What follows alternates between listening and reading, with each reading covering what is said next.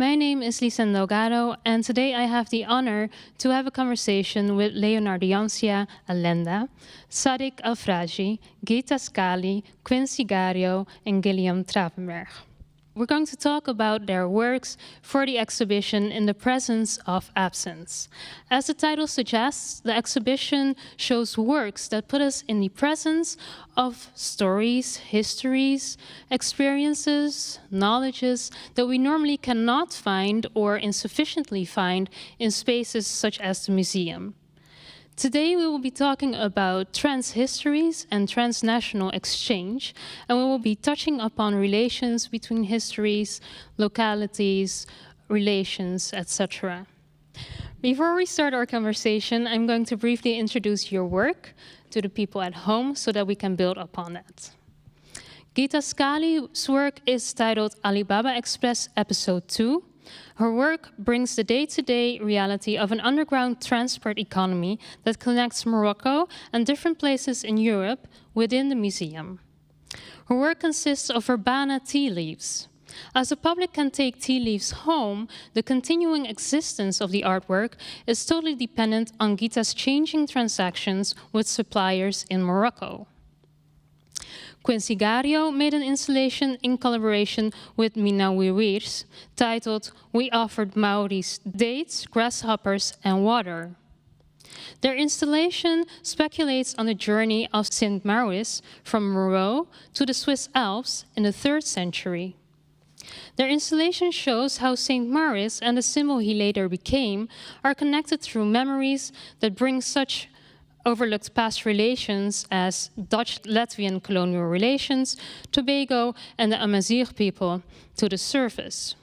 The installation stimulates the public to critically contemplate on transcultural memory. Sadik Alfraji, his work is a series of 3 chapters, namely The River That Was in the South, Sing Like the Southerners Do, and The River Books. They are part of an ongoing project in which he traces the stories of the displacements of himself and his family. His work deals with what's beyond the surface of migration. It poetically moves between melancholy, deprivation, loss, and nostalgia, hope, and desire. Intrinsically related in his work is the question of cross-cultural influences on cultural identity and intergenerational memory. Leonardiansyah Allenda, his chapter 6, Marnie, is an installation in which he employs the fictional body of Marnie, in which he transforms narratives into spatial experience. The narrative is based on the historical fiction of Marnie, set in Indonesia in the period of 1940 to the 1970s. It complicates social history, architecture, and belief systems. Gilleam Trapenberg's This Surely Must Be Paradise is a photography project. It addresses the imaging and imagining of the Caribbean.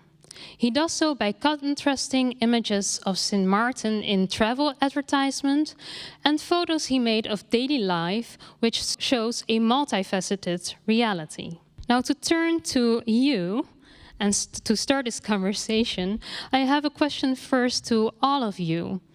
Because in different ways, all of your works deal with borders and boundaries that are actually, you go beyond those. Can you tell us about the underlying aim you have in showing these trans-border, well, actually, almost everything, trans realities? Gilleam. I think the aim of the work is essentially trying to counter or create like a counter reaction towards the images that I see and hear about the Caribbean. In essence, these were the travel brochures, but also the image that I came to hear, that is the images that I came to, or the idea that I came to hear from the Caribbean when I moved to the Netherlands. So that's not the reality that I know, but it is this reality that has been created through Western media, travel brochures, fashion shoots, campaigns, things like that. So it's a counter narratives, you say, narrative that you show? Definitely, yeah. It's. Yeah. I mean, the work is basically I'm trying to create a like I said, a counter reaction. Mm-hmm. Quinsy? Well, I think so. Together with Mina, the project, but it's not just Mina. It's also my brother is involved. Mina's aunt is involved. There's a group of artisans involved who made the tapestries. And I think the work is specifically political in terms of also looking at the context of the exhibition, because it's the municipal acquisitions exhibition. So the work can also be acquired by the city and by the museum. And when looking through the collection of the museum, you won't find that many Moroccan artists are part of the collection. You won't find that many Moroccan artists who live in Amsterdam who are part of the collection. So the work in terms of thinking through borders is also thinking about the borders within the collection of the museum. And it's thinking about the borders between what it means to be, or how museums like to collect solitary artists, and also thinking about what does it mean when we break down the idea of art making as a solitary achievement, but make it something that is communal and that is part of a community. So let's think about the borders within thinking about what it means to be a museum itself. Is the museum part of this community here in the city, or is the museum part of an international conversation about art making? And I think the project and the way how we looked at it and the way how the curators approached us as well was to think about all those different types of borders within making. Okay, so this was what you had in mind while creating the work as well. That if the work would be, part of an exhibition, then all these matters would play a role as well. Definitely, I think one of the things in terms of my own practice, it's about, and I think I've heard like a really interesting term recently a while back. And that's institutional technique instead of institutional critique. So how do we think about the institutions that we have, and how can we build those anew or rearrange those? And I think the exhibition has a specifically political bent to it, because it is about acquiring something that becomes part of the city's memory. And when you think about that, then my work in terms of trying to break down, bad borders fits nicely in there. All right. Ghita. It's also a communal work, because there is many carriers who are involved. A person in Morocco, Abdeslam Amdiaz, who helped a lot in the project. And then, but how it comes here, it's at the end, it's also considered as an intervention, which was interesting in the context of this exhibition, also for the potential acquisition of how do you propose an intervention where there is nothing that the museum can keep also. And but also for the migration or borders, here it was how to think about the travel of goods, and which also in the context of the pandemic was interesting, how goods had more rights than humans to cross borders. And especially here via this transportation that I give the nickname Alibaba Express, but it's neither legal, neither illegal. It's in between, and it's this interstice which interested me. We have these goods coming, and they are nowhere officially. And it was also interesting with the museum to have all this negotiation with the budget. How do you take this money from from an institution? How do you inject it in another economical reality, which also are people who, normally will not benefit from the economical value of arts or contemporary arts normally. As I understand, in that sense, you were also able to transcend some of the administrative part of acquiring verbal lease, right? Yeah. Yeah, it's also, yeah, there is the projects could be seen as something really light and interactive, but the backstage is, yeah, it's a little bit a burden for the, yeah, it's clearly a burden in some aspects, as there is no delivery time. There is, it's really based on a system of trust and making an institution trust in me. And they have no clue about when it will arrive, if it will even arrive. For a while, we were discussing the possibility to have an empty corner in the show, and for a long time. And that's very strong, trust. To have an institution trust. Sadik. So, I don't know what to say, but I believe that I am a kind of a storyteller. So, and what I am showing here is a story that untold, and it's belong for generations, not exist anymore. But in another side, this story has very strong links with our present now. So I'm trying to move the layers of the memory to find out how this generations was thinking and was also suffering and trying to find a better life. But in the same time, that the same questions, the same goals continuing till now. I believe that this project has really good luck to be here in the museum, and it's very well curated here. And yeah, it's a message. Yeah. And a message which is partly about the patterns, I guess, that continue throughout history that you unveil. Can I put it like that? Yeah, you can. Yes, yes. It's a history that not ended yet. Mm-hmm. You know, history is something always there and always not there. So we live the history, and at the same time, we feel like we have a kind of distance between us and the history. So with such kind of project, I'm trying to put the history between two, what call it in English? Not sure. And yeah, as a message, just to say, this is not ended yet. Yeah. Thank you. Thank you. Leonardiansyah.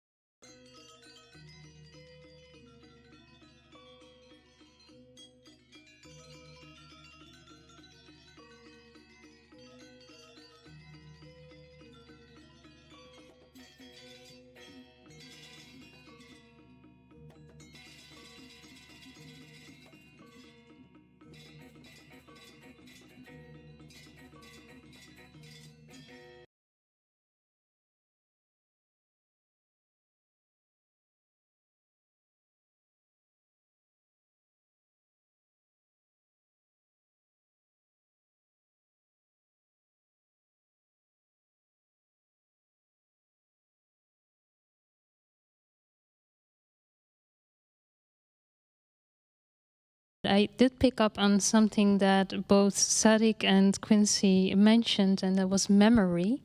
Can you explain what the role of memory is in the work that you do and the work that is in the exhibition?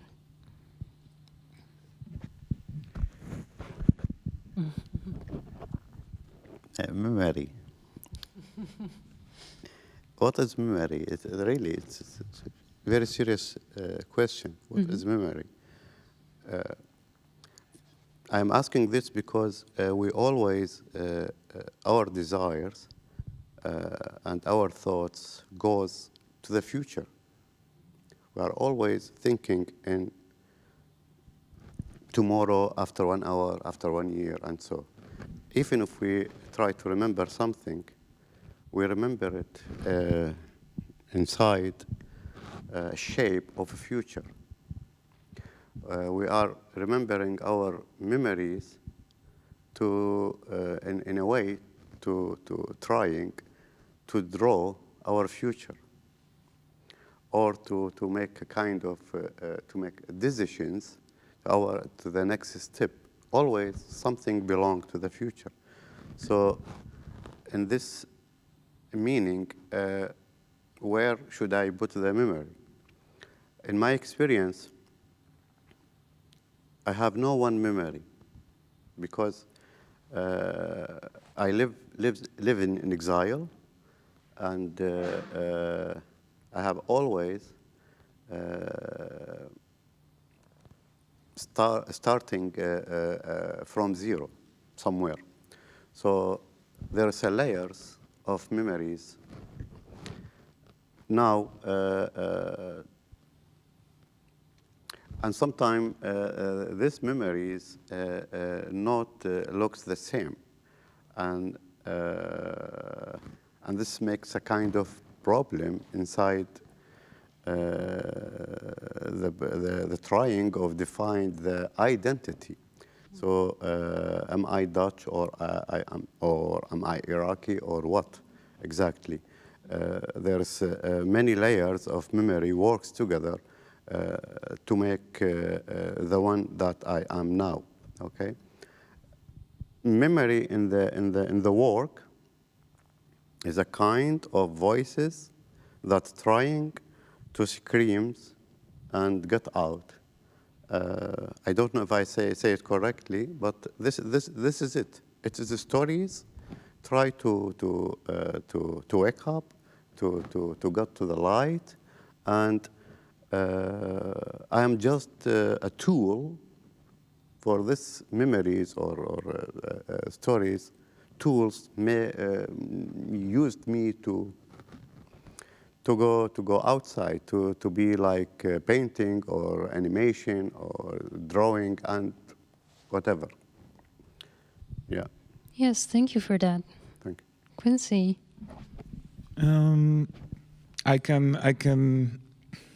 I think Mina and I and our work definitely connects to this notion of these different layers of memory. In the collage work that we have as part of the installation, which is in the slides and also the video, there's also this playing with these different departure points of memory.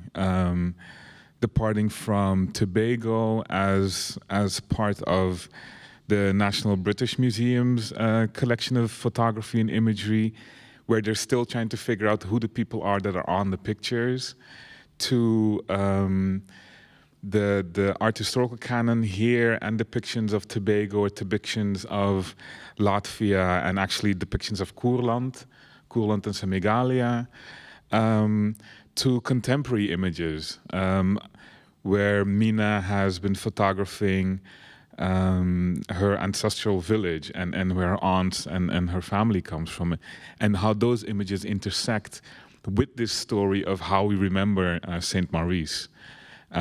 Because his memory within Western Europe or within Catholicism is one of servitude and martyrdom, where once again people of African descent are seen in servitude of.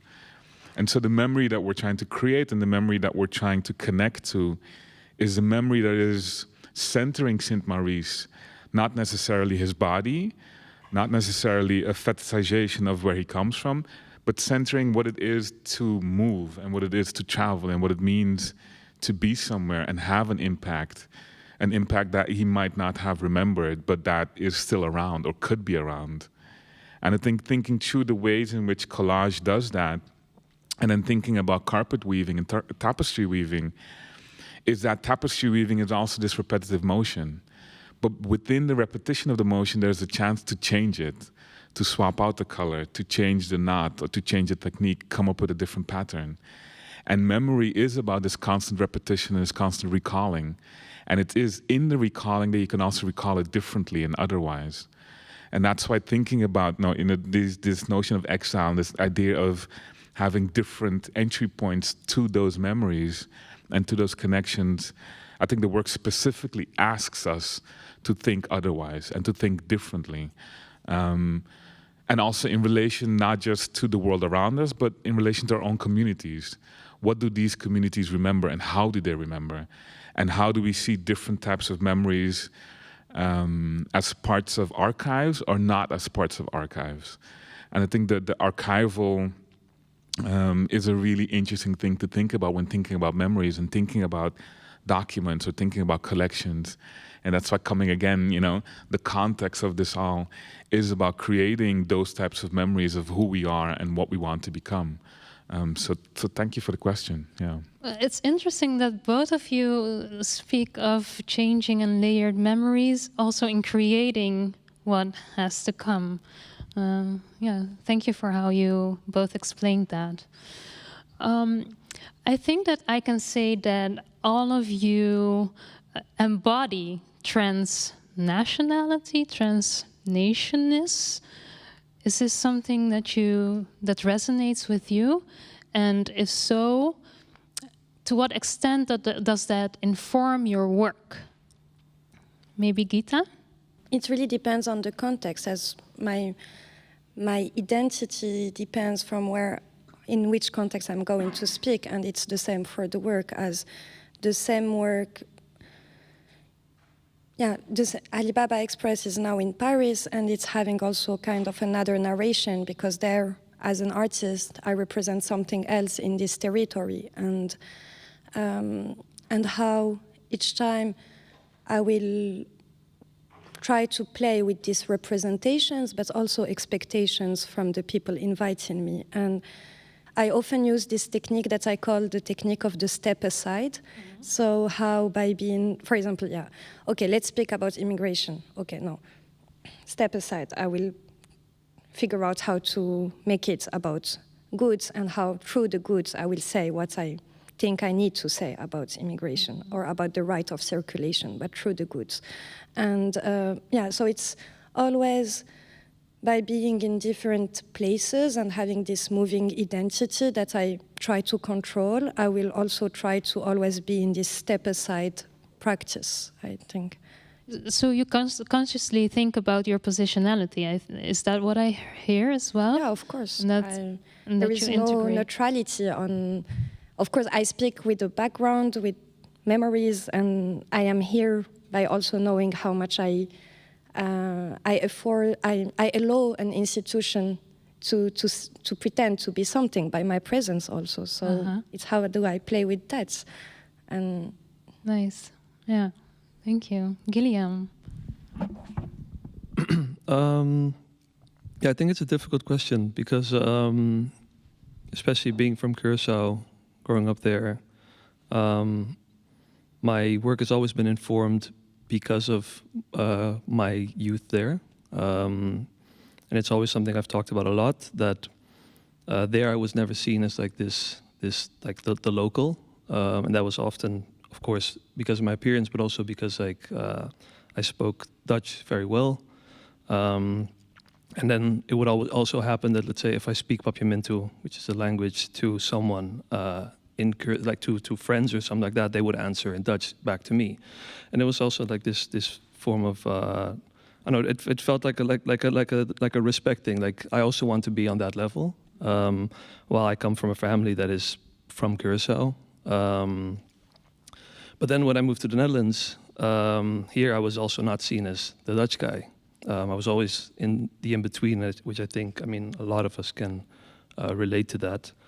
And now in this work, it isn't necessarily, I think, that isn't the starting point in this. But I do have this sense of, especially being from Curacao and making work in Sint Maarten, that was also for me very interesting and important in that position, because I would never claim to be a local or to talk about those things. This is something Quinsy and I also talked about at the opening.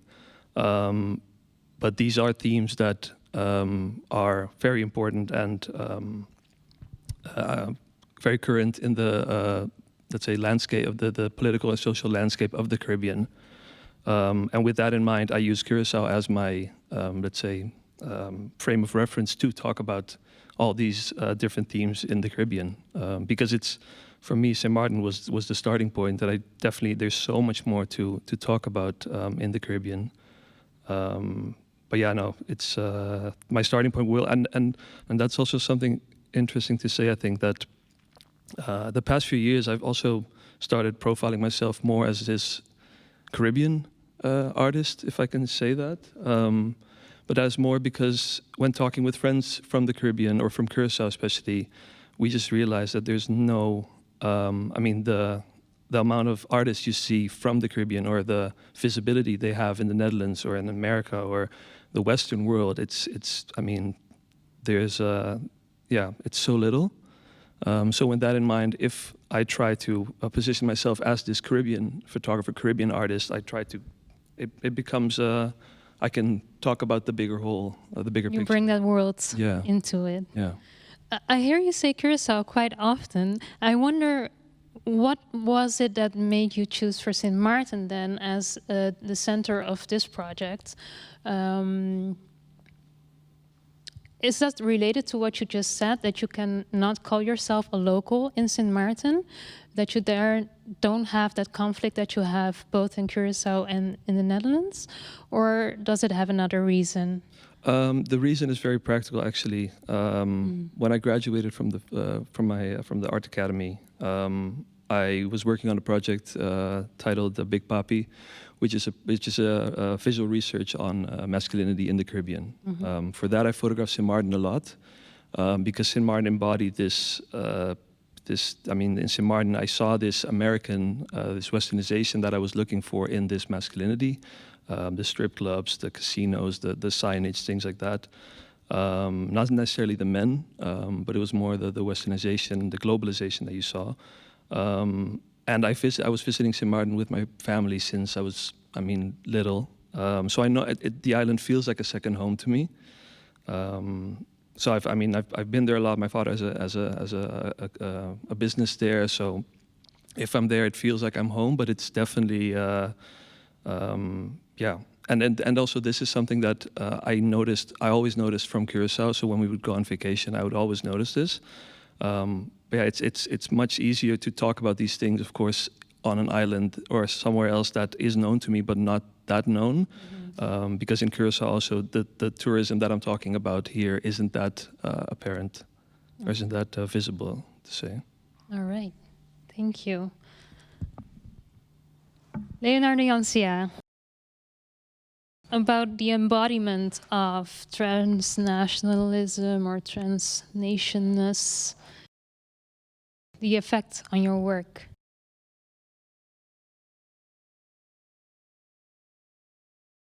Well, what you prefer to talk about, so make a connection then maybe.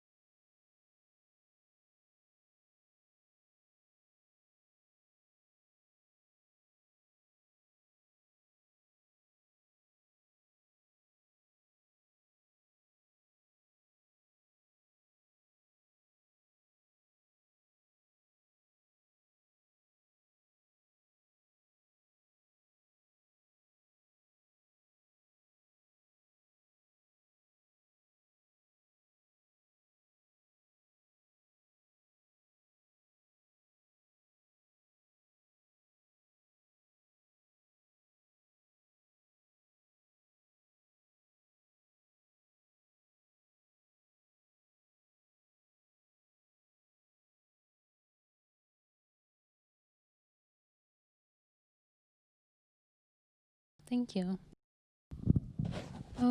I noticed that both you and Quincy, you use fiction to say something about reality. Can you elaborate on that a bit more? What do you think is the added value of fiction to say something about reality? Also because I have the feeling both of your works that it's not a dichotomy, but more an integration of both fiction and reality. But correct me if I'm wrong. Maybe Quincy? Leonardiansyah? Quincy? Who's first?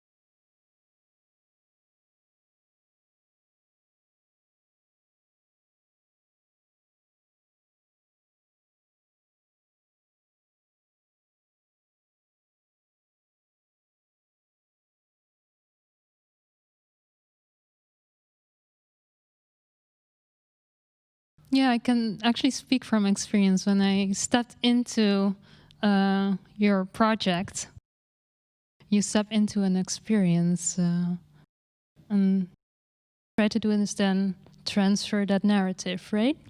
Through that experience. I think not to explain the work too much. I think it's important to say that the work is also a work of mourning. Mm-hmm. It's wake work, to use the term that Christina Sharp uses. It's is how do we mourn the lives of those whose stories were kept away from us, whose stories were denied existence. And so it's like how Saidiya Hartman does it in Lose Your Mother. It's thinking through what could have been. It's critical fabulation in that sense. It's about trying to understand and trying to imagine that which was kept away from us, from our imaginations. And I'm already feeling like I'm filling in too much for those who want to experience the work still. So you can read it differently as well. Maybe your intention behind it. But I mean, it's a bit of it. Yeah, it's thinking through this idea that we don't know the story of Saint Maurice. We don't know his life story except where he died and where he grew up, because those stories were not deemed relevant or important to know.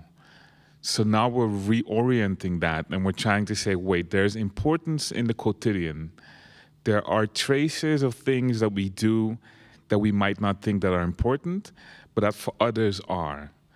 And how do we recall and how do we remember and how do we bring those things back?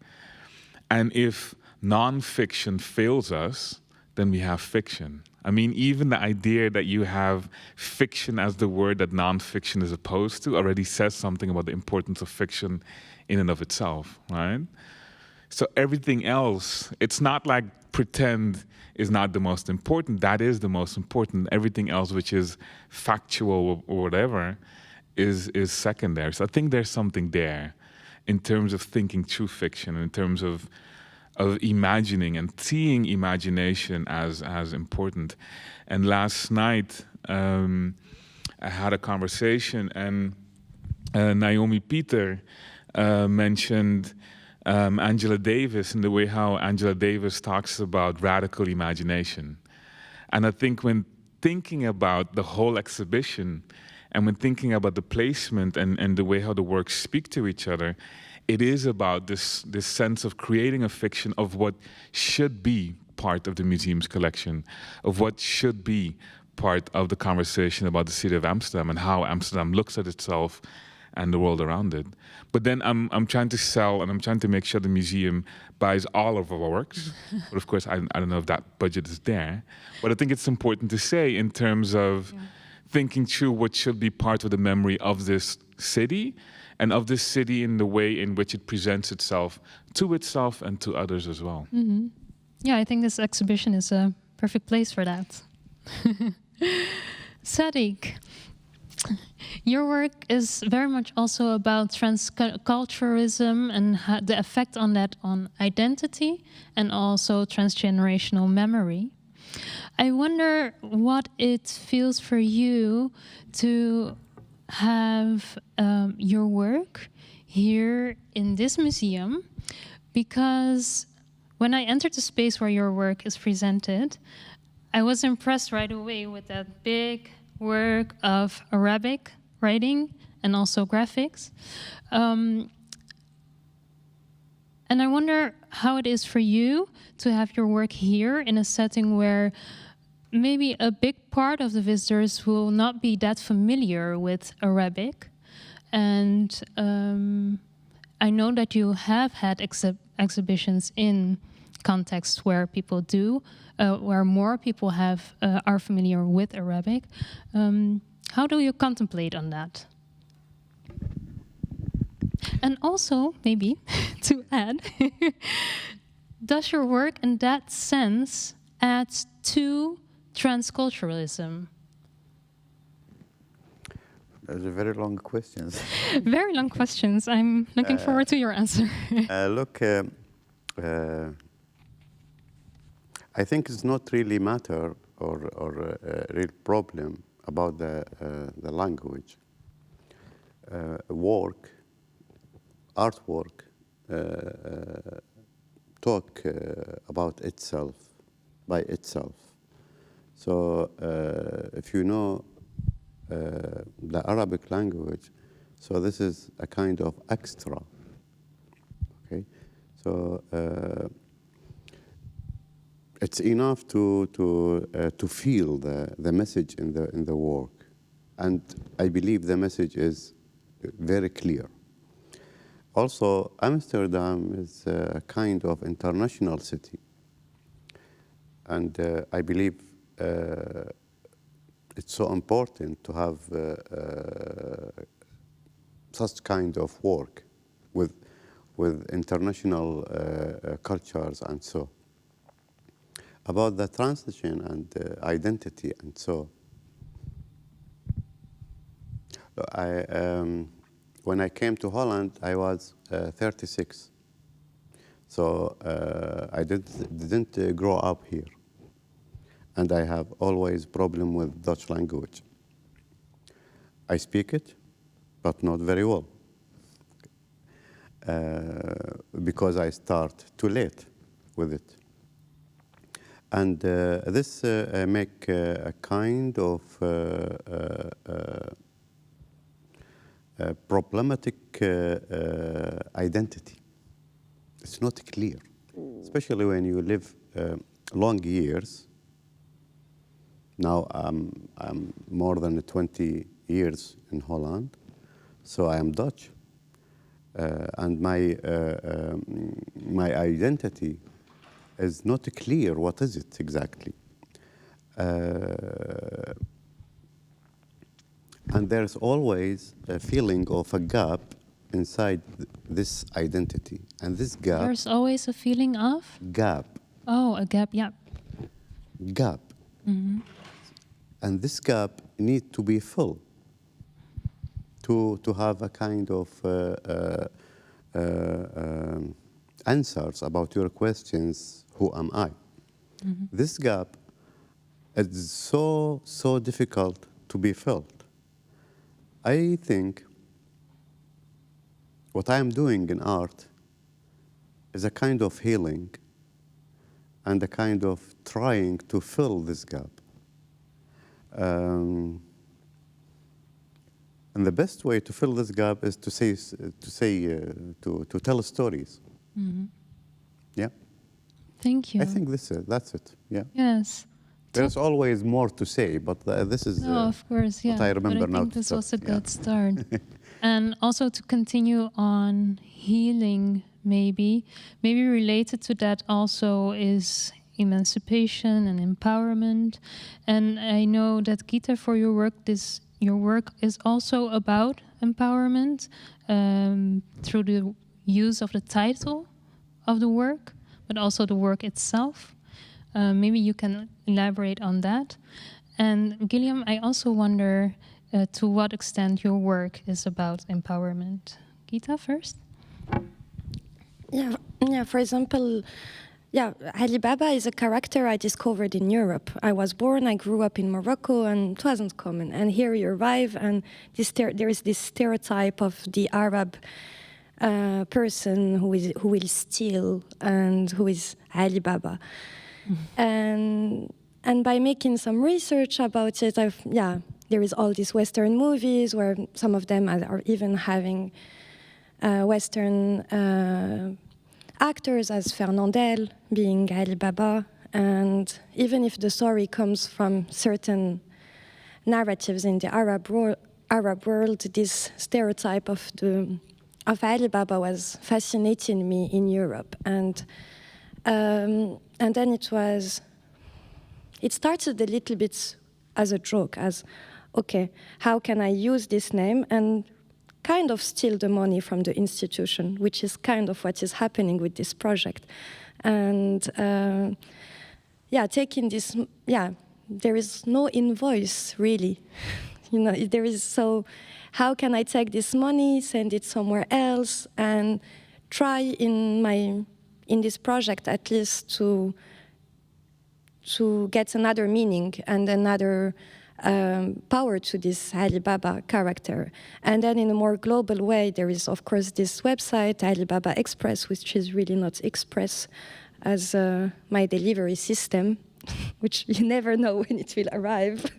And I was just playing with that and also questioning what is a more valid way of transportation, as why I will trust more a company as FedEx or DHL because I will have an online tracking. Mm-hmm. Here I have WhatsApp numbers where people are sending me prayers on Fridays.